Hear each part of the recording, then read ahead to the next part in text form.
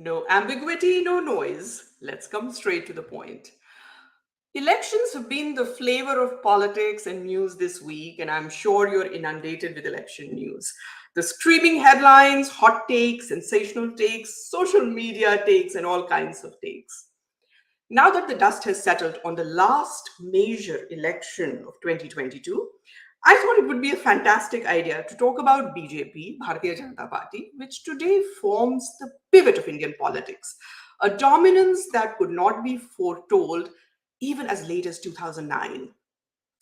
Out of seven state elections, assembly elections that were held this year, BJP won five, including super important, electorally crucial UP, which it won twice in a row. Since 2014, BJP has won more elections than it has lost. And increasingly, it has been increasing its vote share and geographical footprint. Why and how does BJP win elections?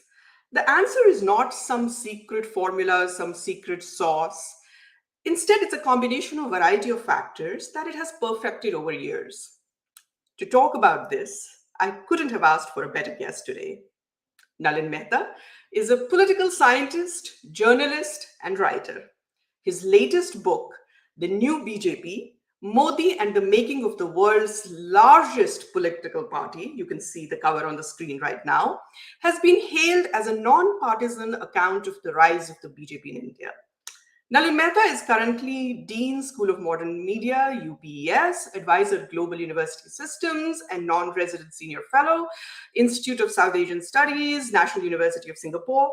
He has previously been Executive Editor of Times of India Online, Consulting Editor of Times of India, and Managing Editor India Today, English TV news channel. I can go on, but I should probably just welcome Nalin to the show. Welcome to the show, Nalin. Thanks very much, Sunanda. It's a great pleasure being here. Thank you. Thank you so much. Thank you for taking time out. I know you are quite in demand this week, and I saw you on doing your television thing on Thursday, on the 8th of December, on the day of elections. Have you recovered yet?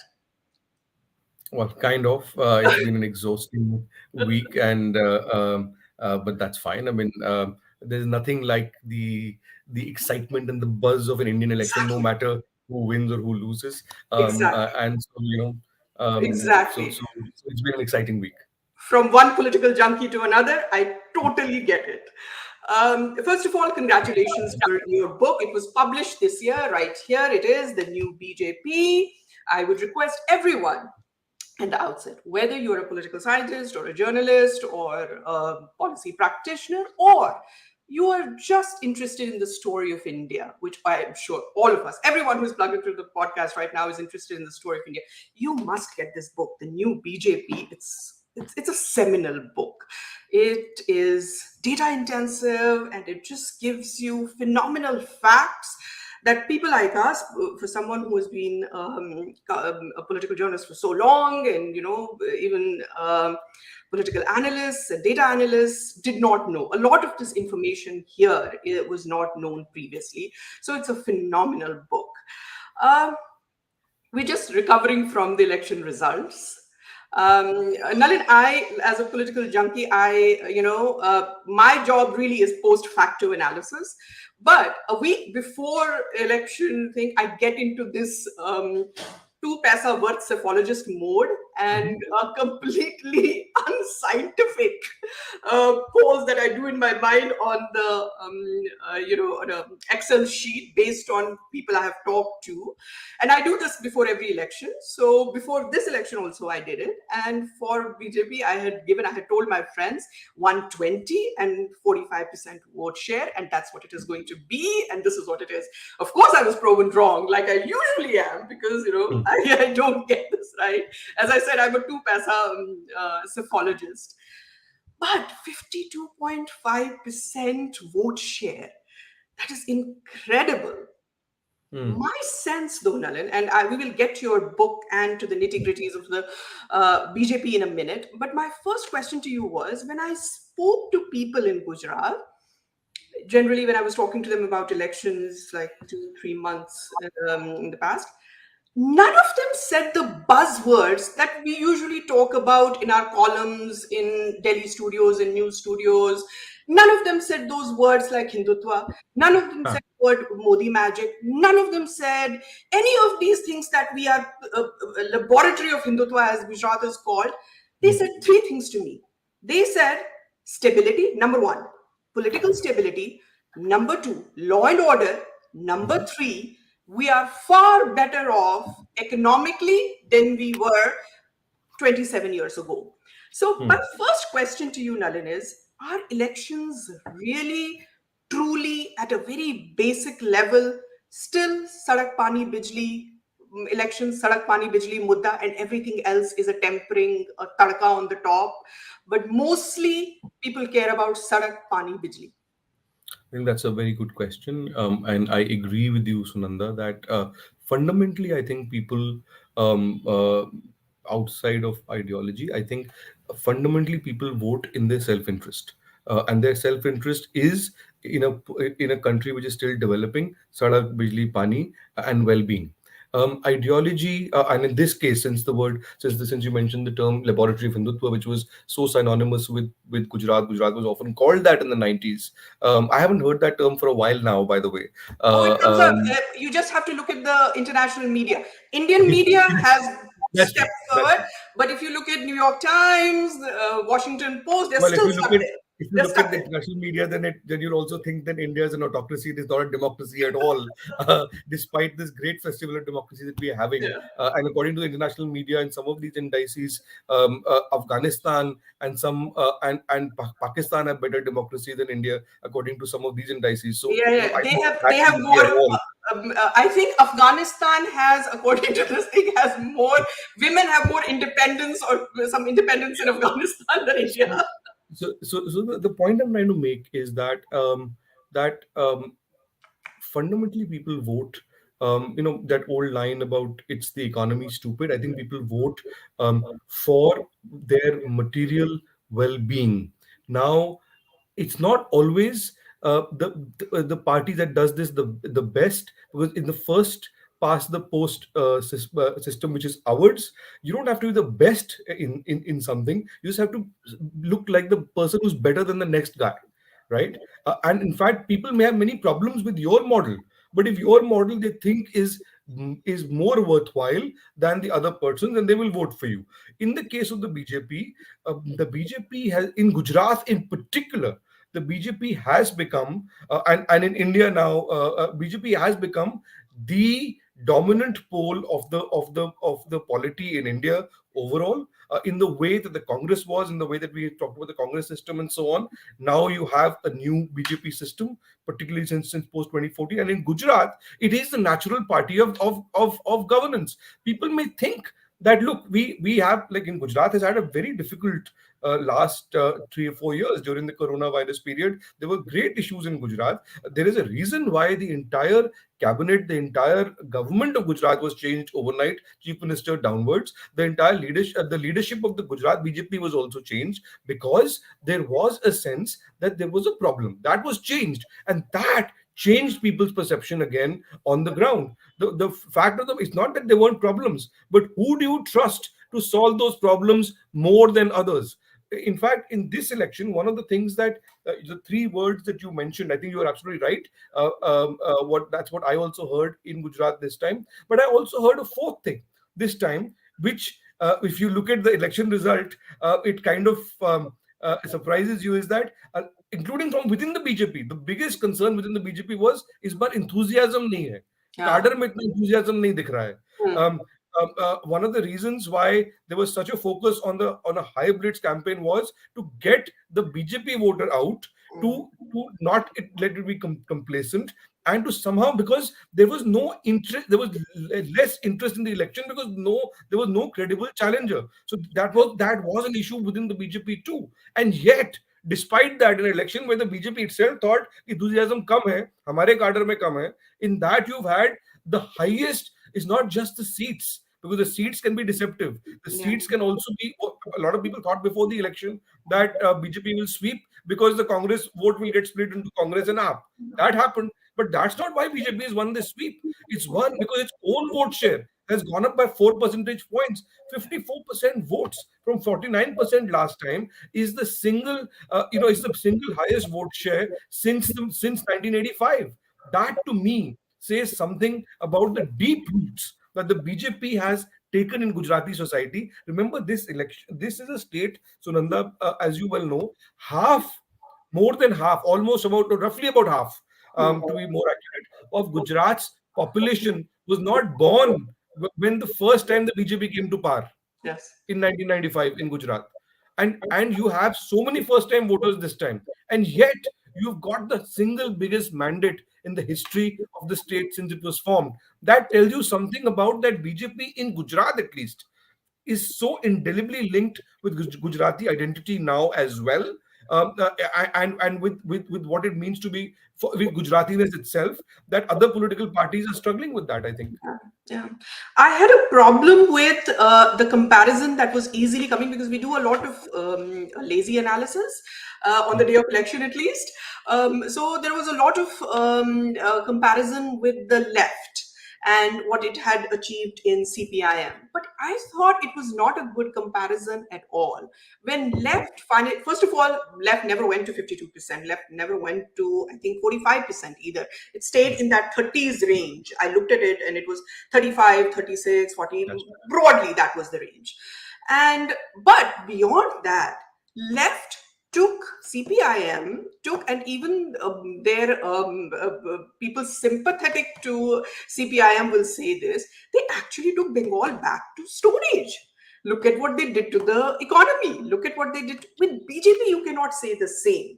Even if you are the stringest critic of BJP, no one, even in Gujarat, I mean, there is a Gujarati left. There is a huge opposition to, unlike what people would think, there's a huge opposition to Narendra Modi in Gujarat itself. For example, look at the Gujarati local press, which I do, and they're not very gung ho, and they haven't been gung ho about the BJP government for a long time. They take a stringent stand, yet it can be nobody's position that that BJP government in 27 years has destroyed Gujarat's economy like left did. So it isn't really a good comparison at all. It's not a good comparison. You're absolutely right, Sananda. It's also not a good comparison because the left front, firstly, I mean, on three, four reasons. Like, firstly, because the left front was an amalgamation of parties. It wasn't one party. The CPM was dominant. The Mm. BJP is one party. Number Yeah. one. Number two, the like you rightly pointed out, the vote share percentages and seat share percentages of the left front in Bengal from 1977 to the for the next 34 years till the early 2000s when they were finally voted out of power, it never went beyond 35-36% if you see seat shares and vote shares both, right? The third is on the economy. You're absolutely right. Gujarat, in terms, I think the kind of there has been a lot of debate about what was called the Gujarat model. It was very fashionable to start saying from 2012, 2013 onwards, in fact, certainly in the early 2000s, that the Gujarat model is a chimera, that Gujarat was always a prosperous state, that Modi markets it better. But if you look at the number tell us so. Yes, Gujarat was a prosperous state from the beginning, but look at the prosperity and the deep changes in Gujarat, in the Gujarati economy over the last 25 to 30 years. Yes, Gujarat was better off than many other states, but Gujarat has become even better than that. Yes, Gujarat can improve, but the numbers are self-explanatory. You look at the state GDPs of the states. Gujarat is among the highest. Is number one in the overall size of the economy. If you look at the state the SDP in terms of the size, if you look at the per capita income, Gujarat is right up there.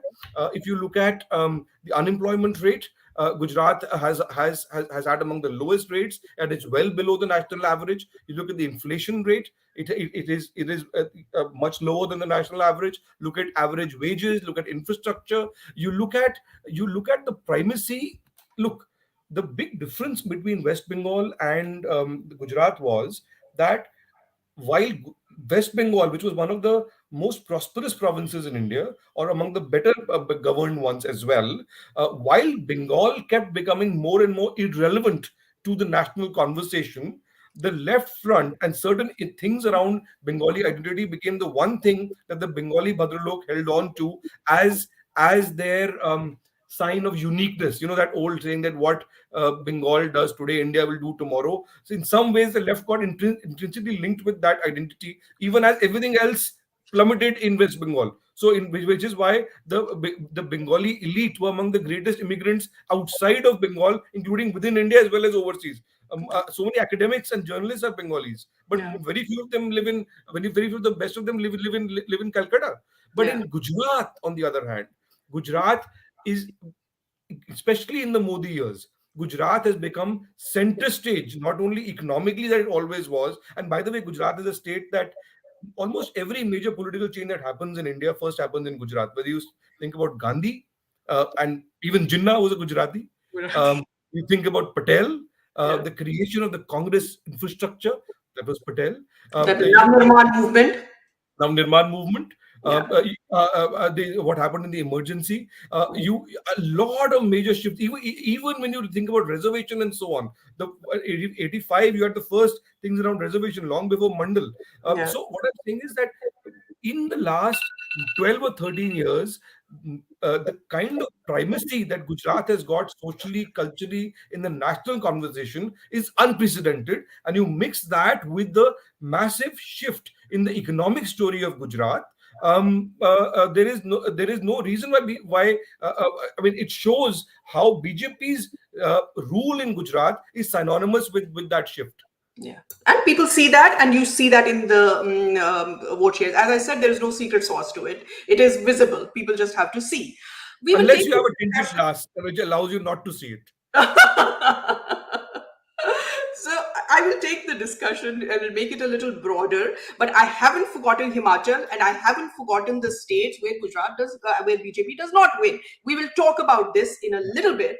But I want to talk about a broader thing right now. Lana, BJP is a relatively new party if you compare it to Congress or left parties. It came into existence only in 1980, but the ideology that it's formed on, it based on Bharatiya Janasangh and before that Hindu Mahasabha, that isn't old. So you can easily say that BJP is a new party, relatively new party, but an old ideology.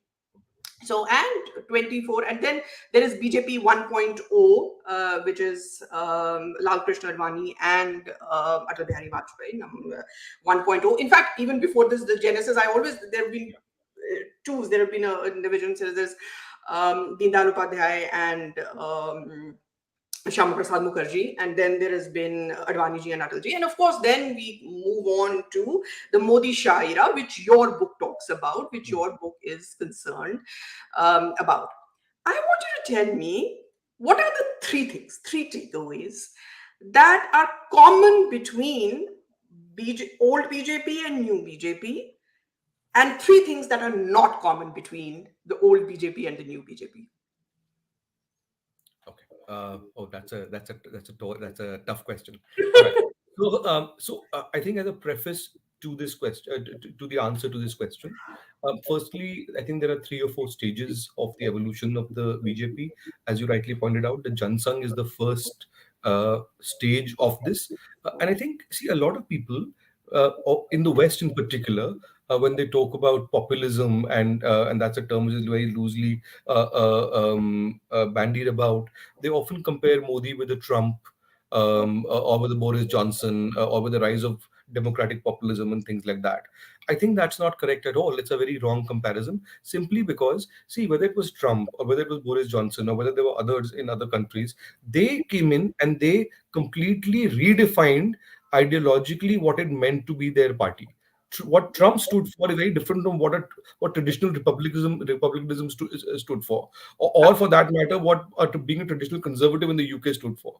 What Modi stands for, the ideology that Modi stands for, is not has been in place from, at least in a finished form politically, at least from the 50s, from the Jansang onwards. There is no difference in what Shyama Prasad Mukherjee and Deen Dayal Upadhyay espoused ideologically, as opposed to what Modi espouses ideologically. The only difference is that that ideology was completely unelectable in the 50s. up till the 80s, up till the early BJP, and today it is absolutely electable, and it is the dominant ideological force in India. So I think that's a big shift. So the first stage was the Jansang kind of period.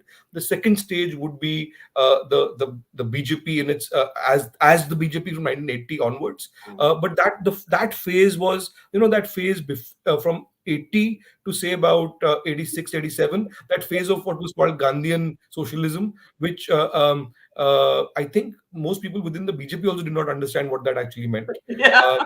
Um, so and famously, when BJP came down to 2 seats in the 84 election, um, There and is a then very stringent, actually, it is in public domain, very stringent criticism of Gandhian socialism by Balraj Madhok.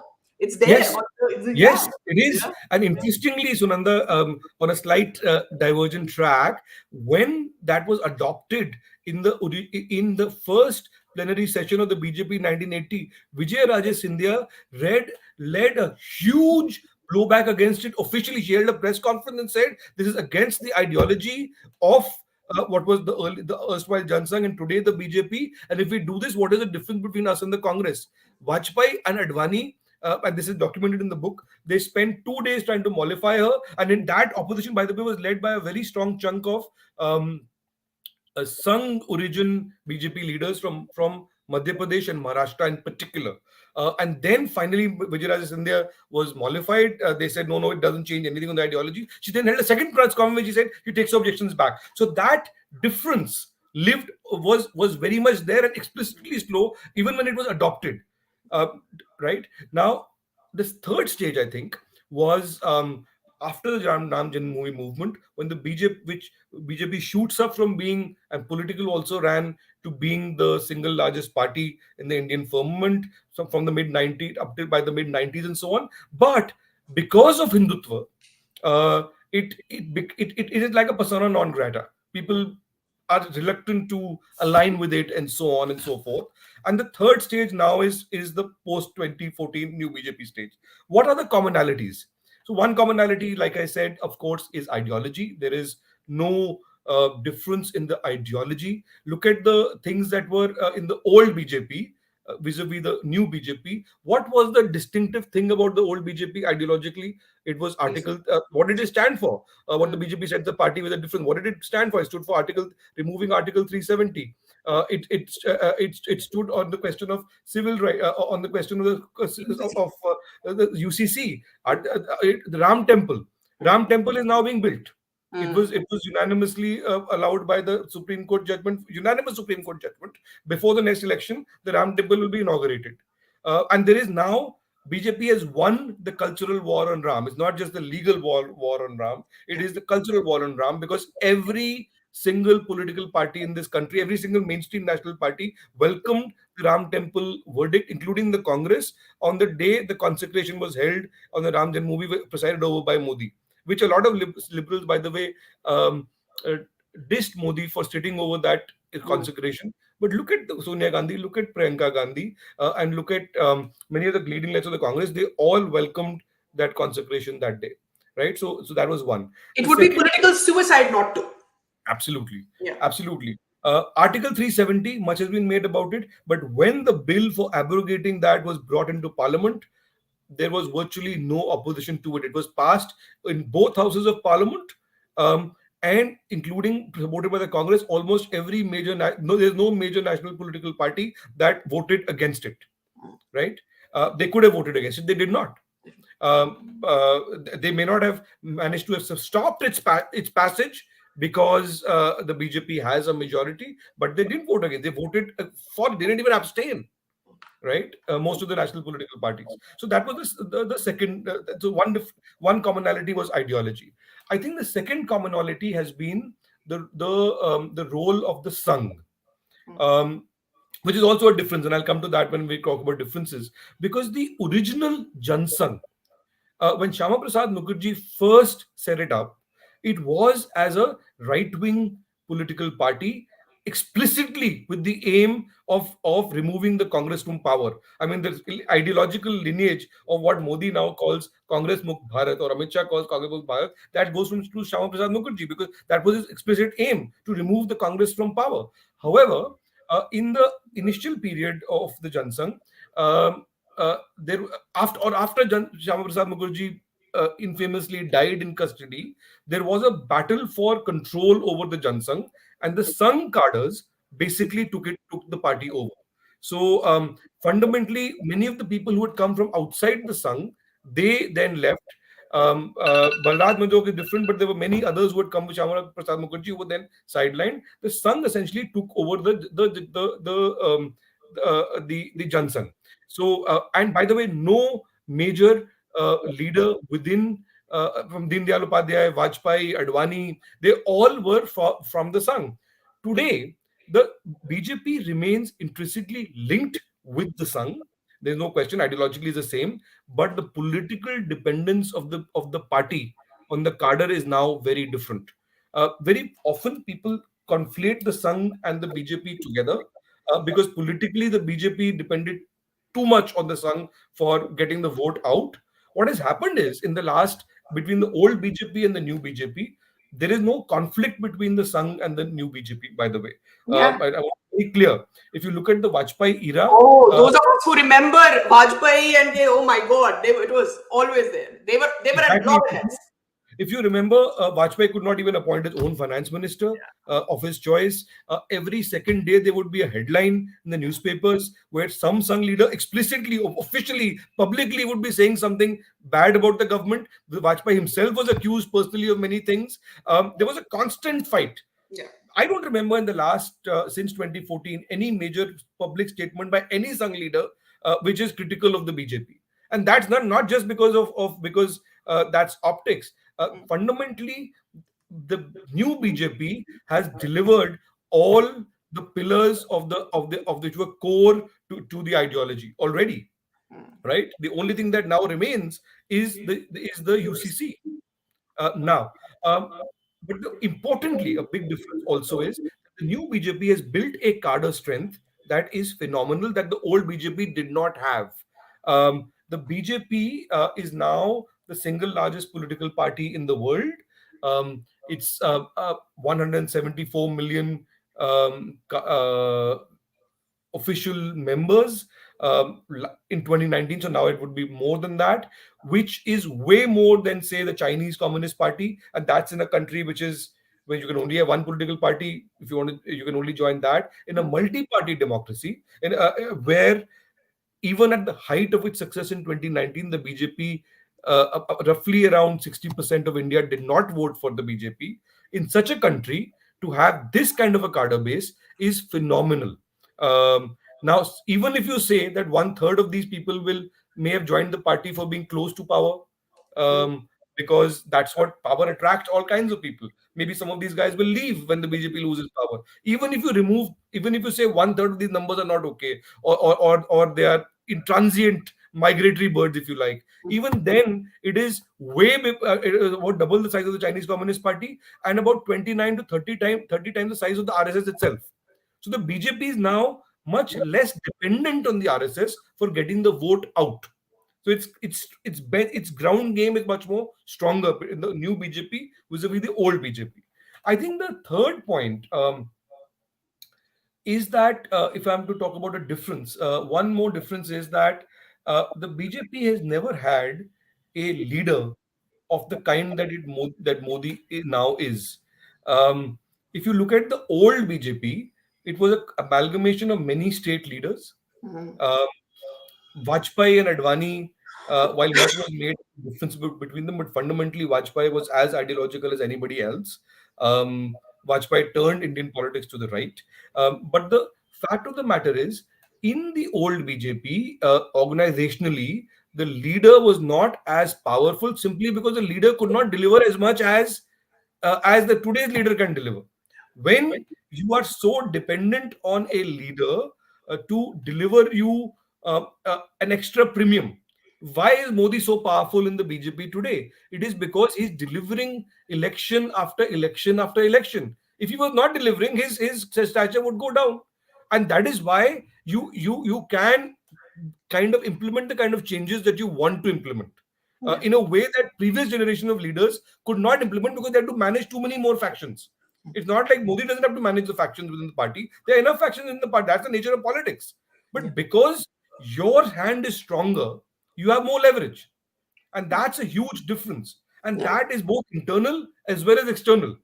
What the new BJP can deliver externally in the national polity is therefore also much more than what the old BJP could deliver. Vajpayee had to make multiple compromises, and that's another big difference. In the old BJP, Hindutva uh, was a I'll not use the word disqualifier, but it was an issue. Mm. Because if you're a Hindutva party, many other parties who may want to align with you would not align with you simply because they would get that tag, which was an anti-secular tag, which is what Modi called this a tag in the 2019 speech, that this was like a tag in Indian politics, right? That आप कुछ भी कर लीजिए लेकिन आप बोलिए आप secular हैं तो it washes away everything else, whatever secular means. I think that has become a difference. Today, aligning with the BJP is not a problem for most parties, barring two or three. You look at the Northeast, you look at the South, you look at where the BJP is in power, and that will give you the answer. And I'll give you, and the final fundamental difference. The old BJP was fundamentally a Brahmin Baniya party. Mm. It was fundamentally a party of the upper castes. The old BJP was also fundamentally a party of urban India. It was not a party of rural India. The new BJP is very different because first and foremost, it is become now the party of the village in India, in North India in particular. Let me qualify that, because it has not lost its support in urban areas or urban areas with the in between spaces. It has retained that, but it has become the default go-to party of the North Indian village. If you and the book explains that if you look at vote shares over the last 8-9 years, the BJP is the primary pole in the North Indian village around which elections are now held. That's a massive shift. The second shift is that now, why did this happen? It happened because the BJP became from an upper caste dominated Brahmin Banya party into a party of the what were the traditional lower orders in the original caste system, which is that fundamentally, if you and that's been led largely by the BJP's OBC shift, by non-Yadav OBCs, and by non-Jatav Dalits to a lesser extent, and tribals. You look at tribal seats in this country. It's not just Draupadi Murmu who's been made the president. She's the culmination of a process. You look at all reserve seats in this country, ST dominated. Election after election, the BJP is winning the bigger chunk of these seats. You look at seats which are not reserved for these communities, but which are general constituencies, but where they have predominance. The BJP is winning many more of them, and it's not just winning. It is because the BJP as a party structure has absorbed many new groups that were never part of the BJP's leadership structure and brought them into the structure. Modi himself is an OBC. Okay. Modi is a Ghachi. I mean, his community got OBC status in the mid 90s, in the mid 90s in Gujarat, and after that in the central list. But in UP, for example, and this is one of the things that the book does. We created this thing called the Mehta Singh Index, Yes. which classified. We looked at the caste of Indian Mm. politics, Mm. over a 40-year period, and we found that BJP today in North India is by far. We looked at 4-5 categories. We looked at people who get tickets. We looked at in both Lok Sabha and Vidhan Sabha elections. We looked at people who become ministers. We looked at office bearers. We looked at district level presidents, and we found this. The result was that the BJP today is by far the most socially representative party in North India, barring Muslims. Yeah. And that's an important qualifier. But barring Muslims, if you look at every single social group in North India, the BJP represents that today it at every level of leadership more than any other party around it. And that's a big difference. Fair. And I think your book is an ambitious attempt at using fresh data and analytical tools, as you said, Mehta Singh Index and Narad and poll niti to dissect different facets of current BJP's widening electoral appeal and social base.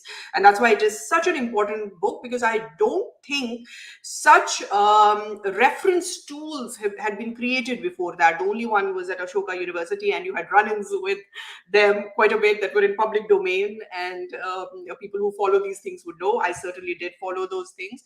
And your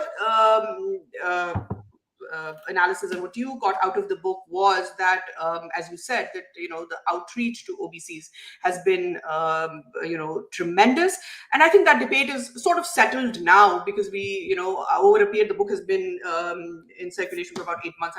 The debate is settled that the Ashoka University and the people who were involved with this, they were not really reading their caste well, and they were not, and you give examples of that. For example, you've always said that Mehta is a different thing in Uttar Pradesh, and it's a different thing. I've followed all that debate. So I think that debate is settled.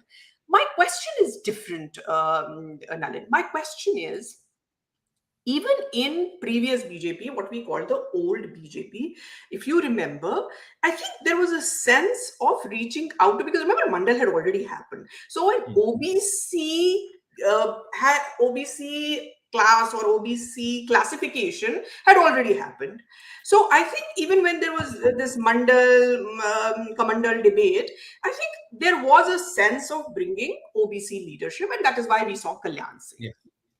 And Kalyan Singh went on to become a huge leader in UP. However, there was it didn't go out well. We all remember how Kalyan Singh went out of the government, and they had a problem with Vajpayee. Some people say it was Vajpayee. Some people say that it was post, Babri Masjid, and whatever it was. I think OBC representation at that point was limited only to few leaders, the tallest leaders. Let us get them into the fold. I think what you're saying, and correct me if I'm wrong, what you are saying, the new BJP, what it does is that it picks up not so tall leaders or not so popular leaders, but who are there working on the ground, who the people like you and me may not know, but the local guys know, and they are bringing them there. And what BJP calls Jan Bhagidari, they use that word so much. Jan Bhagidari, what it is to give power from the local taluka level to the give power even at taluka level, not just at the top level, because it may not. We've seen that sometimes, not every time, just because your tall leader is from a certain community, that that community will come into the mainstream. It hasn't happened. Otherwise, Babu Jagjeevan Ram was a very tall leader in Congress. Somehow it didn't percolate down to the SC community at that time as much as it has percolated now. So the power needs to be given to the ordinary people at the taluka level, at the district level, at the thing. So you just can't have one person sitting there who may have come through the dint of his hard work and then say, well, this is the person, look, I have made some changes here. So I think that is also one difference between new BJP and the old BJP, which I got from your book actually, that there is Jan Bhagidari, what they call giving power at every level. And that's what makes a difference. So even if one person, if you see after UP elections, during the UP elections, some OBC leader, the Maurya chap went out, and the other guys went out, but OBC vote share remained. And why did it remain? Because the power had been shared at all levels, not just at the Maurya level. So that is what I think. Don't you agree? Yes, I agree with you, Sunanda. I think, but before I answer the question specifically, you mentioned the Ashoka debate, and people, like you said, it's in the public domain. People can see that contours of that debate and what I wrote and what Ashoka University's Trivedi centers people wrote, and then I wrote back. And but to sum it up for those who don't know, caste data in Indian politics is collected, as historically been collected by only a couple of institutions. CSDS, at the Center for Study for Development Societies, covers caste, but they fundamentally do it on poll, post-poll, or pre-poll surveys of voters. The caste of politicians in any serious timeline series way has only been collected by the Trivedi Center so far, and that becomes, and it's important because that becomes the basis of all global scholarship on this, because in the absence of any other data, when you have data points, and even if they may not, the data may be dodgy or they may be not robust, it's difficult to argue against that unless unless you Yeah. have an empirical basis to do it with just anecdotal stuff, right? Now, for those who don't know what that data showed, and when before I wrote my book, before we created the Meta-Sig index, was the fundamental argument that a scholar like Christoph Jaffrelov made was that the Modi triumph of 2019 and the triumph of 2014, they argued using that data, was, and I'm paraphrasing and I'm quoting them here, said was the revenge of the upper caste elite. That fundamentally is the upper caste who drove the great victories of BJP in 14 and 2019 even more so. And they actually had data points showing that they argued that the BJP's MPs in the Lok Sabha were fundamentally upper caste and more upper caste than any other party. And that was the data point used to justify that argument. Now, when we did a revisionist look at caste names and when we studied caste of politicians, we found that, and by the way, Modi had argued in an election speech in a couple of years back, where he 2019. said, 2019, yes, where he in a speech to the BJP's MP said that actually, if you across OBCs, SCs, and STs, he argued that uh, the BJP had the maximum number of MPs in each of these categories. Now, the thing is, either the Ashoka data was right or Modi was right. That's a fact. You can interpret facts differently, but facts cannot be different. Now, one of the reasons why I created the index was to see कि ये ठीक है कि ये ठीक है, ये सच कौन बोल रहा है. And when we looked at the data, we found that Modi's data was absolutely right. This data, the Ashoka Trivedi Center data, was absolutely bunkum. Why it was bunkum is a different debate. That's for them to answer. But and what did we find? I'll just quickly give you a top line view and then answer your question. Yeah. We Go ahead. we found that in UP, for example, in the Lok Sabha candidates, we looked at 6 or 7 different levels. When you combine OBCs and scheduled castes, tribals in UP don't matter because tribal population is not there in UP.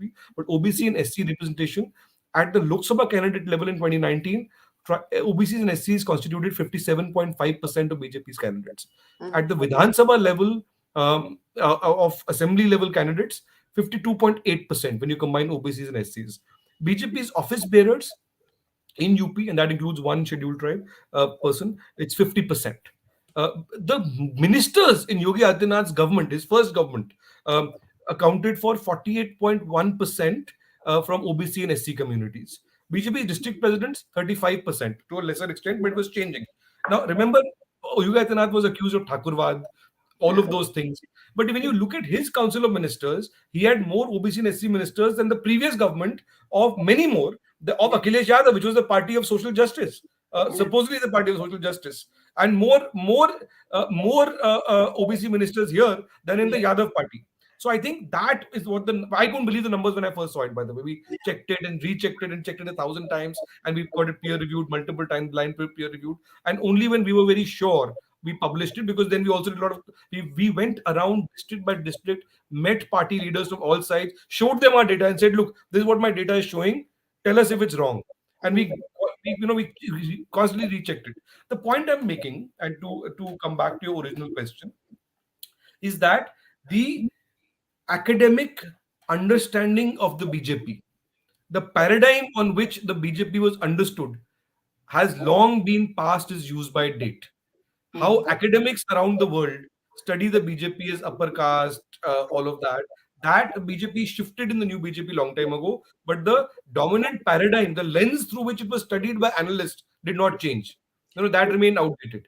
Now, you are absolutely right that the OBC shift of the BJP or the OBCs who came into the BJP long predates the new BJP. Kalyan Singh, like you said, was the chief minister of UP when the Babri Masjid were demolished. He was an OBC. Uma Bharti was an OBC, the first woman chief minister of the BJP. She was one of the voices of the Ram Janmabhoomi movement. She was an OBC. The difference, I think, between old and new BJP was that many of these leaders who came in, this was very much like the Congress kind of model, right? Which was the totem pole leader of model of politics. You get ek bada neta aapko mila, you get a big leader. Which is it. And then forget about the rest.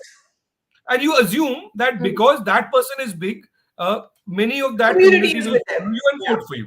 And Yeah. when they leave, many of them will leave, which happened, by the way, when Kalyan Singh left the BJP. Yeah. It made a difference. Yeah. When Yediyurappa in the south left the BJP and formed his own party, a lot of the Lingayat vote shifted. And It that is didn't the come back. difference. Only When when Yediyurappa Keshav came back. Prasad Maurya left this time, nothing happened. Yeah. Nothing happened. So the Yeah. difference, qualitative difference, is this, and this needs a bit of explanation that Mm, why does this change? कि इन्होंने क्या किया? They didn't just say कि okay, that's why these numbers of this index were important. mm, They didn't just say we will get 10 leaders from that side. mm, What they did was the BJP reorganized itself at its basic DNA from the ground up. Now I'll give you an example. A city like Mathura has about 1,500 polling booths. Now, the BJP created a booth level president in each of these polling booths. Batra is one of the bigger constituencies in UP. In each polling booth, they had a booth president, and they had a 21 member Karyakarini around them. And they said, they mandated, when the party expanded, they said out of these 21, 5 positions will be reserved for women, mm, and about 7 or 8 will be reserved for OBCs and SCs. Now you have to go and get them. Now these were communities, whether it was gender, whether it was women, whether it was OBCs and SCs, and in the OBC SC case, women were also part of that. mm, They were many of these communities largely did not vote for BJP. So अब क्या हुआ कि now the earlier leadership was forced to go and get people who had never voted for BJP into this. Now, obviously, when you look at women, for example, आपको 5 औरतों को लेके आना है तो आप क्या करोगे? किसी की बहन को ले आओगे, किसी की बीवी को ले आओगे, किसी की माँ को ले आओगे. लेकिन 5 ऐसे लोग लेके आओगे ना, उसमें से एक ऐसा होगा who has never voted for BJP before, yeah. and that person will change their family.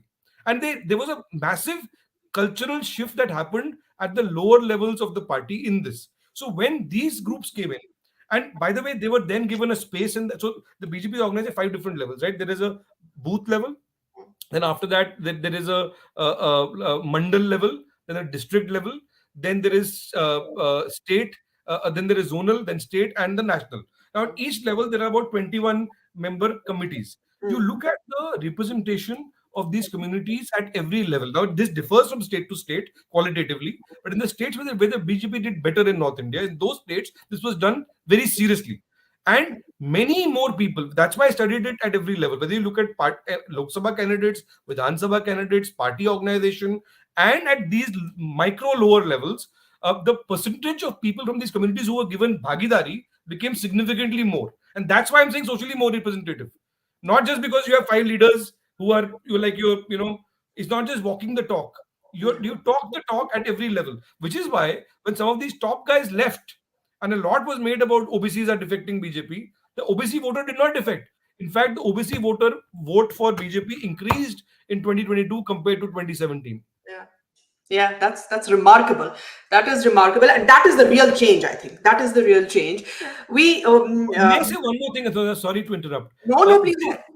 the important part is, see, a lot of parties promise a lot of things. They promise pelf and power when you want to get people to your side.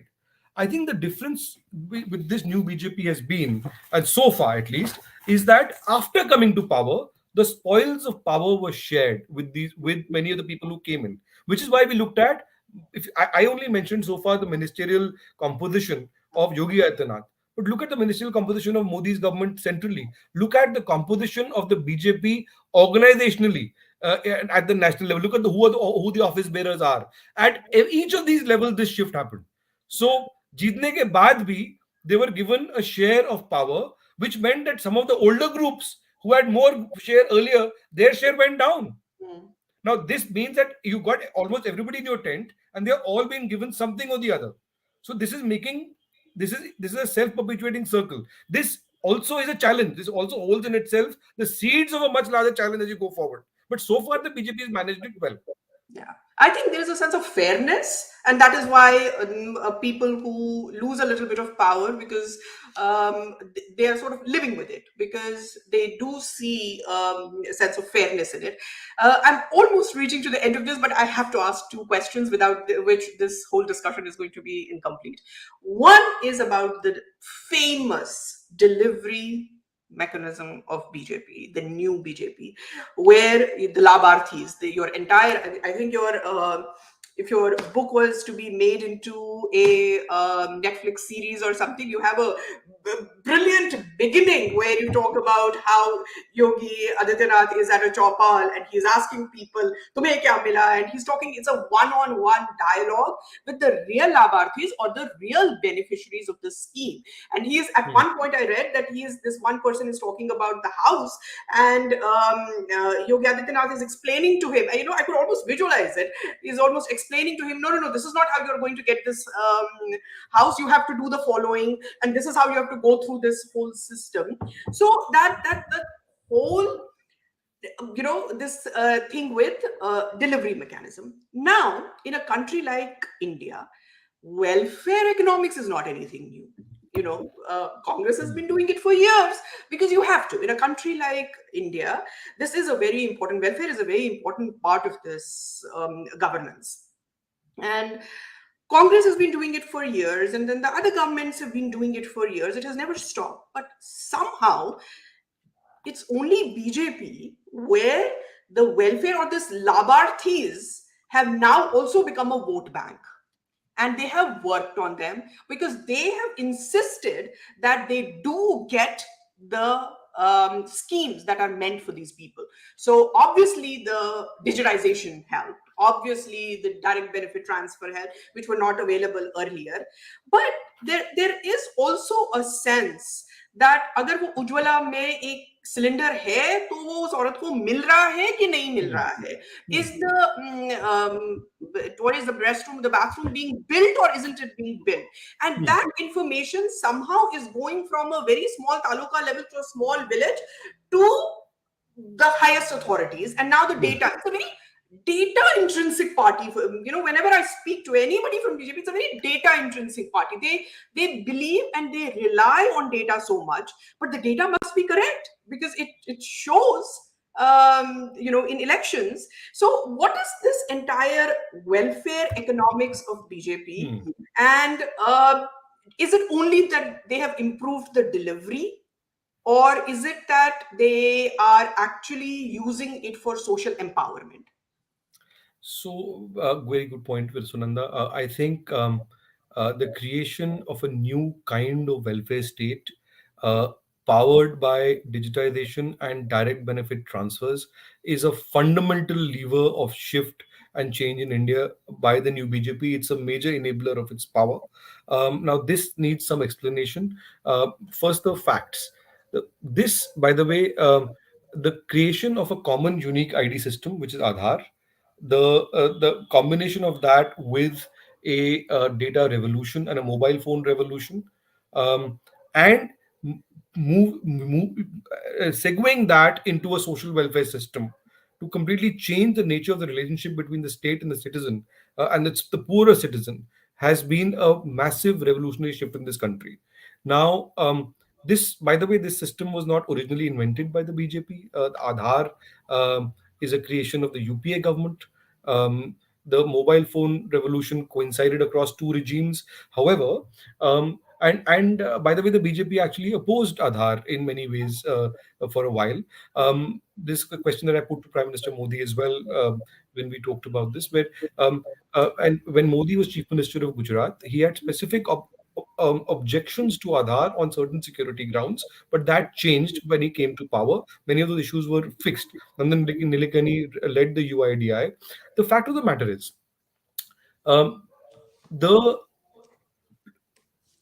the UPA regime was rent apart on the debate on Aadhaar, right?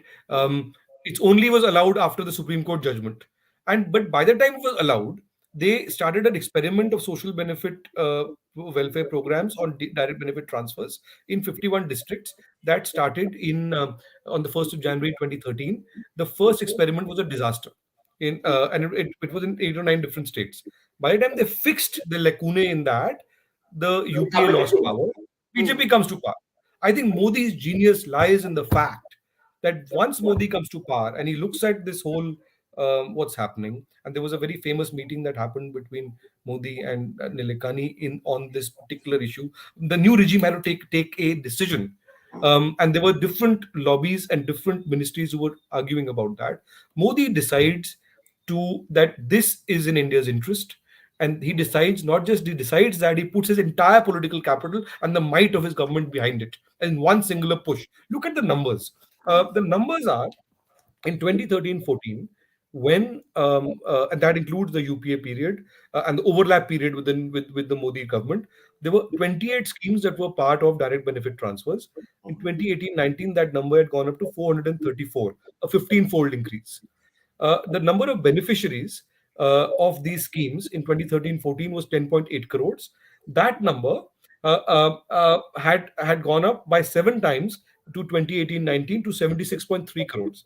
Look at the direct benefit transfers in cash that happened in 2013-14. It was 7,367 crores in 13-14. That went up to 2,14,092 crores, which is a jump by about 29 times in a 5-year period.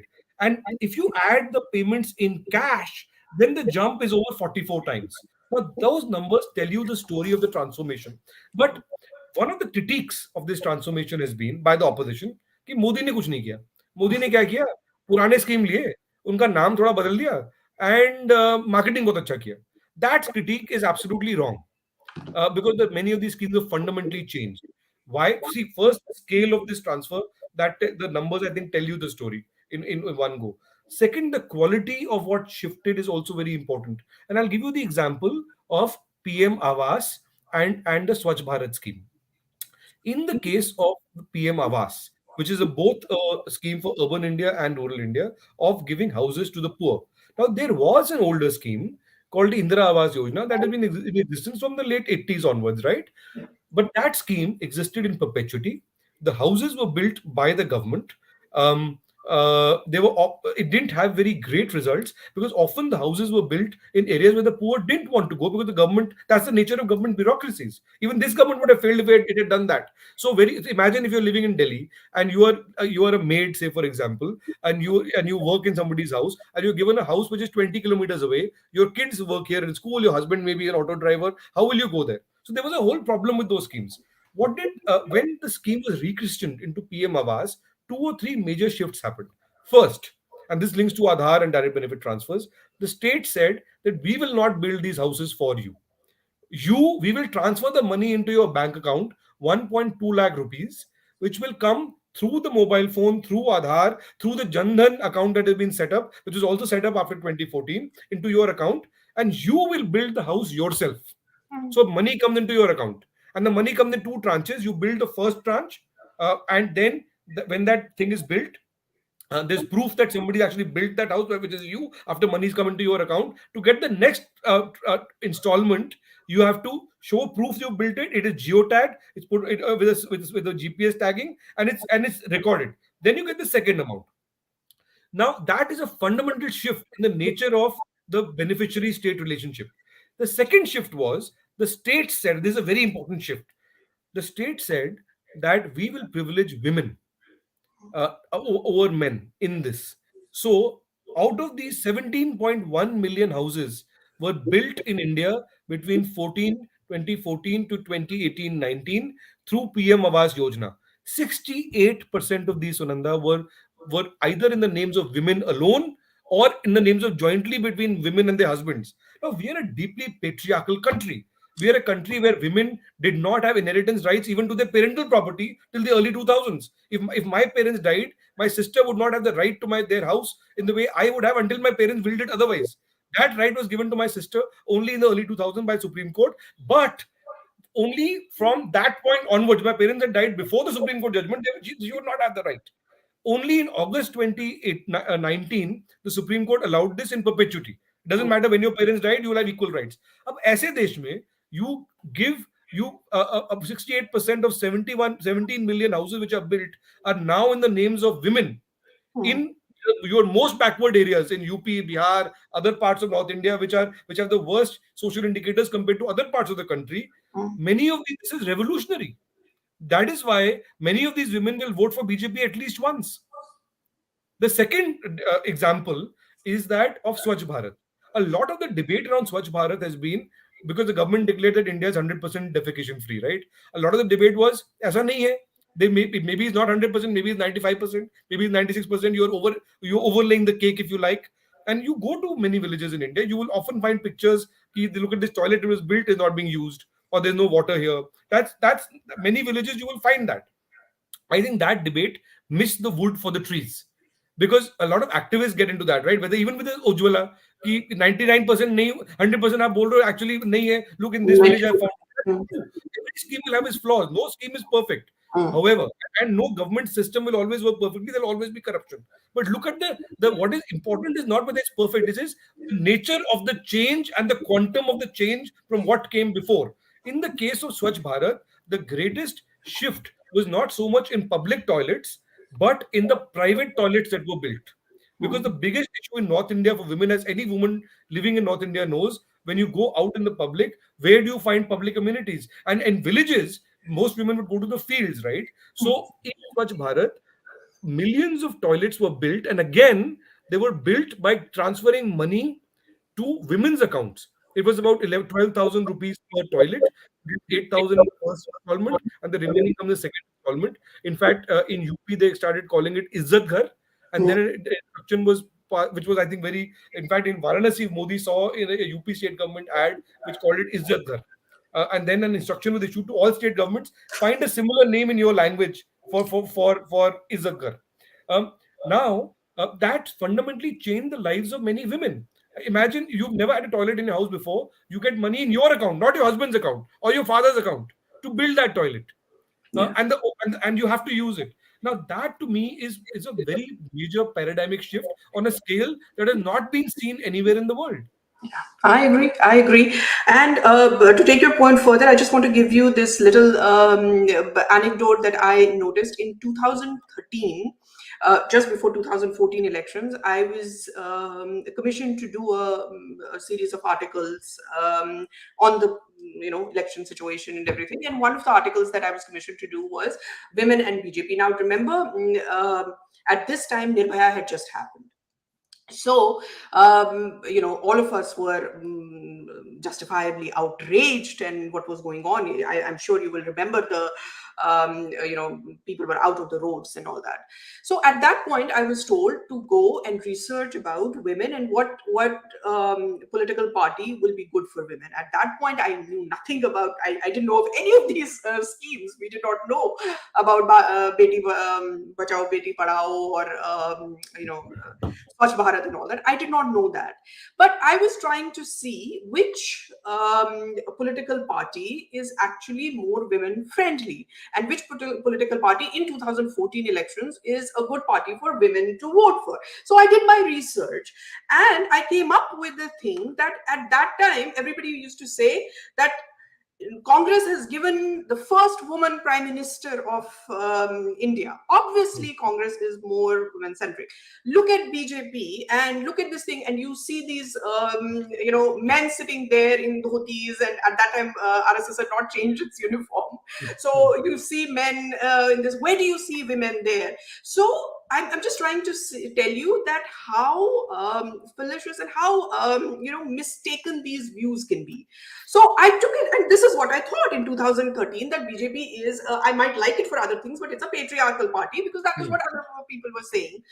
I spoke to then national spokesperson for BJP, Minister Sitaraman, who is now the finance minister, and I spoke to then national vice president Smriti Irani, who is now, of course, in the ministry. They've seen a lot of this thing. And I spoke to them and I was so surprised. Both these women have young daughters of their own. And both these women, and they gave me their time and I was speaking to them. And Nirmala Sitharaman said a fantastic thing. She said, I've come here not because there is no Beti Bahu thing here, as in Congress, somebody's Beti is coming or somebody's Bahu. We have really come up the hard way through the, through the struggle. And another thing is that he said, nobody cuts us a slack because we are women.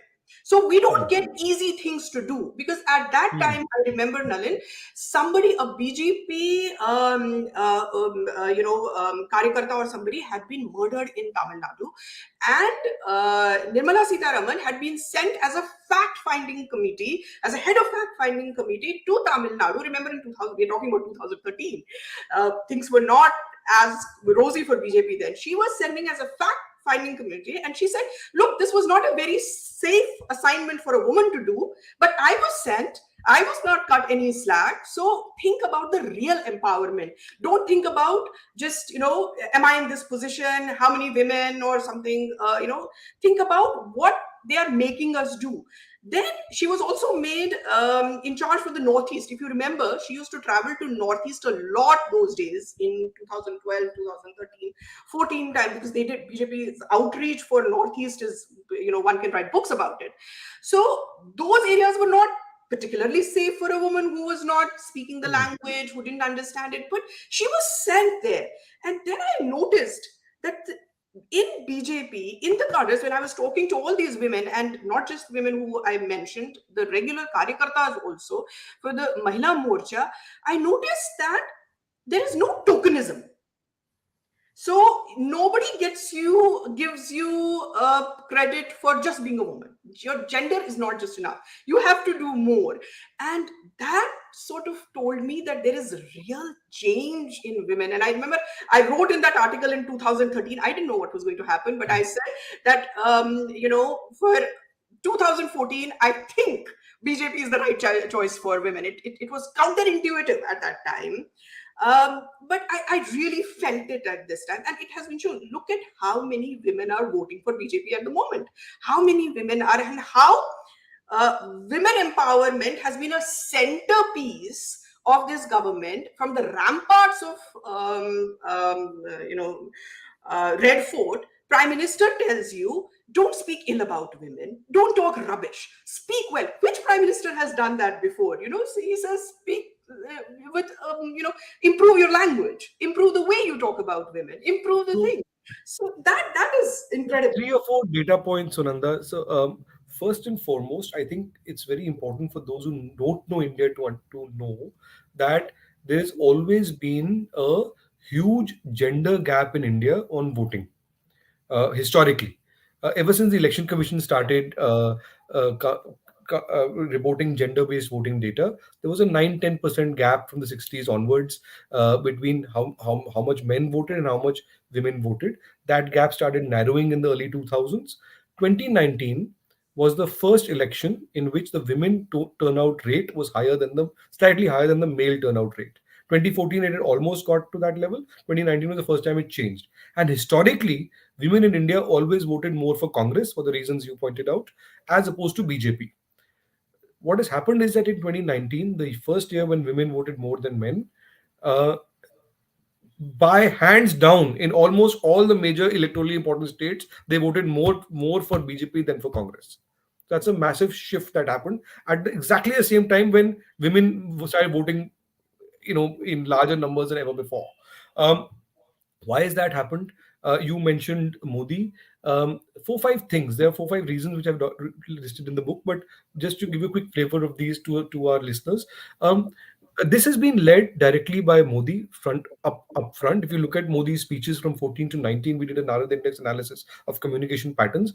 Women feature among the top 5 topics that he speaks about, not the core issues of the BJP, not the core ideological issues of the BJP. Women are in the top 5, and the increase of women mentions between 16 to 19 was 114%.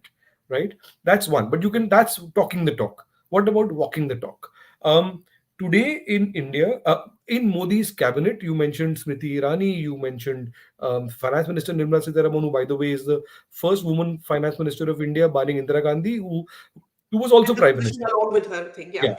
Um, Modi's government, the two Modi regimes, 14 to 19 and 19 to now, compared to every regime that came before it, has got more women representation than the two regimes of UPA that preceded it.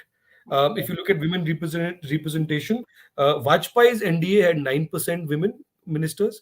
Uh, Manmohan Singh's UPA 1 and 2 at 11.2, averaged over its entire tenure. Modi's at 12.7%, higher than ever before in our history. You look at the parties, and this knocked my socks off a little bit. When we looked at the party representation, BJP today has got more women office bearers at the national level than any other political party in India. 16.9%. Next is CPIM, uh, which are the more progressive parties, 14.7%. Trinamool Congress 13%, CPI 11, Congress at 8.5%, and that Congress, by the way, includes Sonia Gandhi and Priyanka Gandhi in that 8.5%. You look at members of parliament, the BJP in 2019 gave more tickets to women than any other party in India, and Indians give tickets, they got elected. So the women contingent in parliament of BJP is about significantly X times higher than the next biggest women contingent, which is the Trinamool Congress. Now, and the last point, see, every government spends money on women's schemes. There's a women and child welfare ministry and so on. Modi speaks a lot about the cradle to grave services for women. For example, Matritva Yojana was started for direct benefit transfers to pregnant women and so on. Let's leave that aside for the moment because that is linked also to DBT and the more efficiency of the thing and the focus on women in particular. Let me take a look at schemes which were not specific to women, which were generic welfare schemes, and look at how women benefited from that. And that gives you the answer about the focus of this regime, which has had a political impact. It's important. Um, PM Mudra Yojana, 68% of accounts opened are in the names of women. Fund dispersed to women are 43%. PM Awas Yojana, which is the housing scheme that we talked about earlier in the program, 66% are women. Atal Pension Yojana, 56% women. Jan Dhan Yojana, 53% accounts opened in their names. This is a country where financial inclusion was always a problem, and there was a huge gender thing. Now there are studies by the IMF and the Bank of International Resettlements and so on, which also, if you cross references data there, they give you the same data. The PM Jeevan Jyoti Bima Yojana pension schemes, 58%. Stand Up India, which is for startup entrepreneurs, 81% beneficiaries are women, and that gives you a flavor of what changed. And this is not a bureaucratic shift. This is a political shift which was enabled through the bureaucracy. Absolutely. Absolutely. I cannot end this show without asking you the most important question that is on the minds of people, the Muslim question. You have spent a whole, I remember in this book, there is a whole chapter on the Muslim communication. In fact, to other people also, there is a whole chapter on communication. I'm not going to have time to ask about that, but for that, they should read the book. And we do want to invite Nalin again, so we have to keep some topics for the later.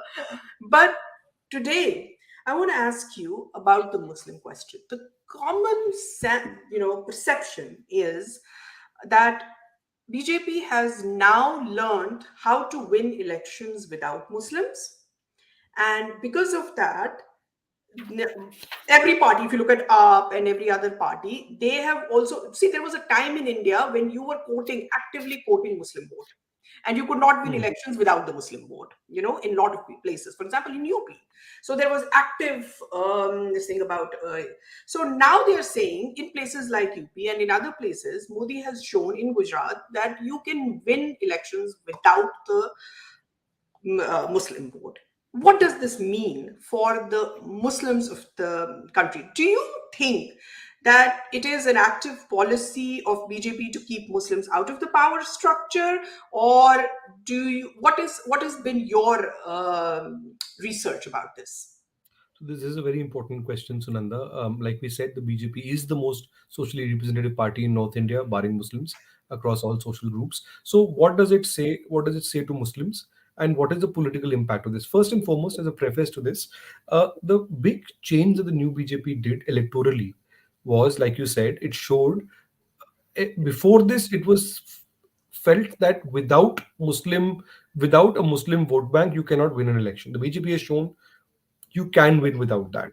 Now, a lot was made about the fact that the BJP in 2014, in 2019, and in 2017 and 2022 in UP did not field a single Muslim candidate. It did field Muslim candidates in other states, but not in UP.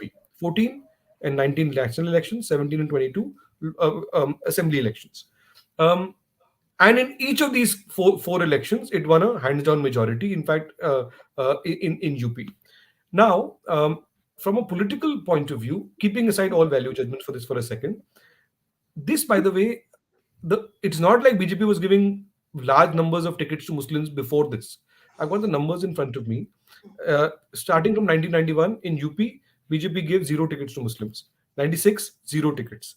98, one. 99 1, 2004 2, 2009 1, 2014 1, and 2019 0. Now, the difference is only this. What these numbers tell you is that there was a political tokenism the BJP was doing. The Muslim vote was never coming to BJP. There was a political tokenism that was happening. The new BJP changed the political tokenism, right? And it showed that you can win without it. By the way, the numbers also show you there in the book that in Muslim significant areas, the BJP is winning more seats than everybody else. That's not because the Muslim vote came to BJP. That's because of counter mobilization. And that's important to say, both in number of seats and vote share. Typically, other parties would put up Muslim candidates, BJP would have put up a Hindu candidate, and that candidate would end up winning because of counter polarization. Now, I think now at the same time the BJP also appointed a Muslim ministers in both in the previous government, Modi's government, and then Yogi Adityanath's government. Currently, it doesn't have a Muslim minister at the moment. Union government. In Yeah, in at the national level. Now, what does this mean? I think the way the BJP deals with the Muslim question going forward is one of its most significant challenges, and it will have a huge impact. Firstly, in a state like Assam, which has got the single highest Muslim proportion population. of the Muslim population, the BJP has now won back-to-back two majorities, consecutive majorities, right? In Northeast, which is states which are many states which are 90% Christian, overwhelmingly tribal, the BJP is either directly in power or indirectly in coalitions in almost every state in the Northeast. Now, at the moment, if you saw, I think one of the most interesting things that's happened in the last few months, post the UP triumph of 2022, was the fact that the Pasmanda outreach. Yeah. The Prime Minister has gone out in the Hyderabad conclave of the BJP and said we must reach out to Pasmandas. What does the Muslim voting data tell us? The outreach to the Muslims started with the triple talaq bill before the 2019 election, which was presented as a bill for gender equality. Because many Islamic countries or many officially Islamic countries do not have triple talaq anymore, including Pakistan and Bangladesh, by the way. Now, did it mean that the voting shifted, Muslim voters shifted to BJP? Not really. However, the 2022 data showed us that about 5% of Muslims or 5 to 7% of Muslims in UP had voted for the BJP. This is CSDS data from the Lokniti project of the CSDS, right? Um, there are two things when you see this. When you see what are the biggest achievements of the BJP, which is leading to its triumphs? One is the social inclusion of many communities. Second is the direct benefit transfer thing. In the direct benefit transfer thing, there is no differentiation between minorities and non-minorities.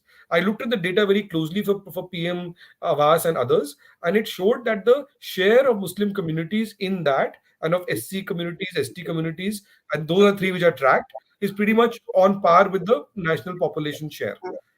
What is not on par is on political representation within the BJP, right? Now, can this hold for a very long time? Now, at the moment, when you ask the BJP, they will tell you कि हमने तो, if you ask the BJP spokesperson, they tell you we did सबका साथ सबका विकास. हम भेदभाव नहीं कर रहे on development welfare. That is true. But on politically, can you have a very large population outside of your sphere for a very long period of time? What about negativity? What about Hindu-Muslim strife? Can it go out of control? Those are serious questions. India must look at itself because you are becoming a world power. You're now the fifth biggest economy in the world. So it needs to reach an equilibrium, if you like. Now, in that, the Pasmanda outreach, I think, is very important because and a lot of politics has to play in that. In that, the BJP has said that the Muslim beneficiaries are pretty much on par with anybody else. Let's reach out to those communities. And within Muslims also there are several groups. There are Ashrafs, there are others, there are Pasmandas. Now I think my understanding is that this is a serious initiative. How it plays out, we have to wait and see. But how the BJP plays it between now, electorally, I don't think the BJP has shown that you can win without it. Look at Rampur. BJP has just won Rampur in UP in a by-election. Look Yeah. at Gujarat. You've just won. If you look at all the minority significant areas in Gujarat, BJP has just won the majority of those, including areas in the Ahmedabad walled city of Daryapur. So I think a shift is happening. I think there is also a debate happening within Muslim communities in many areas saying, look, you can't now wish away the BJP. Mm, It's not like, the BJP is going to disappear. So you have got to learn to live with this new political animal. So mm, how do we deal with this? And that, but the problem in politics, of course, is it can't be a one-way street.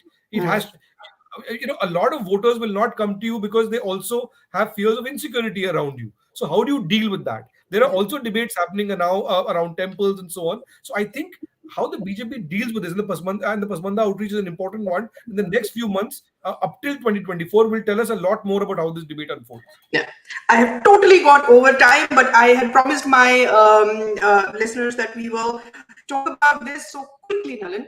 BJP does not win everywhere, of course. It does not. It just did not win in Himachal Pradesh. Although the vote percentage, vote share, it was just a difference of 1%. So we will not talk about places like Himachal Pradesh because one wins, one.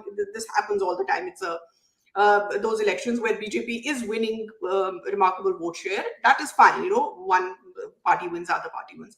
I want to talk about the states where it is really not a dominant force and outliers to the whole Modi phenomenon, if you talk about it. Punjab, which resisted BJP even in 2014 and 2019, elections, or Bengal, or the southern states now, where I think the Karnataka, of course, is there. I think the next frontier seems to be Telangana, where they will make some inroads pretty soon, and they already have made a lot of inroads. But of course, Tamil Nadu and Kerala, they're whole different beasts. But what do you see in the next 5 years? The geographical footprint of BJP. Do you see it growing, or do you see it as a status quo? As a status quo, also, it is pretty much in a dominant position. But do you see the geographical footprint growing? Yes, I think the BJP, the fulcrum of its power has so far been the North Indians, Hmm. Hindi-speaking 11 North Indian Hindi-speaking states. However, the BJP is expanded in the Northeast, where it now in the South it always had its first bastion in Karnataka. We have a Karnataka election coming up next year. If you south of the Vindhyas, the BJP has always been weak, right? However, in Maharashtra, it is now from being the junior partner in the alliance. It's now changed the rules of the game. Irrespective of the fortune of the current government, I think the BJP has reset the chessboard, if you like, in Maharashtra as a dominant Hindutva party, which is very different from what it was earlier. In the south, I think you look at states like Telangana, Kerala, and Tamil Nadu will take more time. Tamil Nadu probably faster than Kerala, but if you look at there are green shoots of influence growing in certain constituencies in Kerala, in Pathanamthitta, Thiruvananthapuram, in Tamil Nadu, in parts of North Tamil Nadu, but those are small ones. But because Tamil politics is in a flux, in the post-Jayalalitha phase, there are opportunities there. How the BJP plays that through the via medium of AIDMK, that we have to see. But Telangana, I think, is the next state to watch. Simply because you have incumbency by a local regional player from the time of the Telangana movement. The Congress has collapsed in Telangana, and the BJP has now become the number two player. Look at the BJP's victories in Lok Sabha in 2019 in some of the bastions of the TRS. Yeah. Of course, the TRS swept the last election, but over the next 10 years, I think we should look at Telangana. We should also look at Bengal, which is not very fashionable to say because the BJP I agree got a with you. bloody nose. I agree with you. Yeah. But if you are, and this is outside of Hindutva, if you are, any party in power has a issue with incumbency. If you've been in power for a very long time, you will piss off a lot of people. Now, who do they look for an alternative? Yeah. In Bengal, when if you are upset with Mamata Banerjee, who do you have to turn to? Will you turn to Congress or left, or will you turn to BJP? Over a period of time, now I'm not saying for the next election, I'm saying let's see over a 10-year period, a Yeah. 15-year period. Now Yeah. you see from that lens, then look at Bengal, then look at Telangana, and you Yeah. see where the likely possibilities of BJP Yeah. immediately are. Absolutely. Thank you so much for your time, Nalin, today. This has been such a wonderful conversation, and we've talked so much. But to our audience, here is the book, The New BJP. Please order this book. As I said, anybody who is interested in the story of India, not just people like us or policy practitioners, but if you're interested in story of India, if you're interested in where India is going to go, where it has come from, and honestly, I have only spoken about 1% of what he has covered in the book. It's a magnum opus. Look at this book. It's a magnum opus. I don't know how much time he took to write this, but congratulations again Yes. for this wonderful book. It has helped me personally so much, and I know that it will change a lot of mindsets, and that's really what books must do. Books must start a debate, books must engage, and there are many more books coming up, I am sure. Thank you so much for your time. We will call Thank you again, and thank you for being on Epicenter. thank you very much, Sunanda. Love this conversation and thank you for being so gracious and so hospitable. Love the conversation. Thanks very much. Thank you. Thank you so much. And thank you to my viewers who have been such wonderful support throughout this. And with this episode, we end the season 1 of Epicenter. We're going to go away for vacation for a short period with the holidays coming up. And we'll be back in January with a whole new list of thinkers and people who have changed our lives, and authors and all kinds of people. And we'll bring conversations, elephant in the room conversations that I often talk about. In the meantime, do go back to our old episodes, do listen to them again. These conversations, they're not the conversations you hear one time and are done with. I mean, there are so many layers to every conversation. So during the break, I hope you go back to all these conversations and revisit them and keep the debate going. And do follow us on all social media handles: Instagram, Twitter, Facebook, and do subscribe to Epilogue News and Network on YouTube. And if you have any suggestions about who we should bring next, or who we should be talking to next, or any topics that what should we be talking about next, please let me know. You know where to find me. I'm on Twitter, and you know my handle. And you can talk on Facebook, or wherever you feel comfortable. Talk to us. Let us know what you are thinking and support us. Thank you so much. I will be back in January with the new season of Epicenter. Thank you so much. And this is Sunanda Vashisht signing off.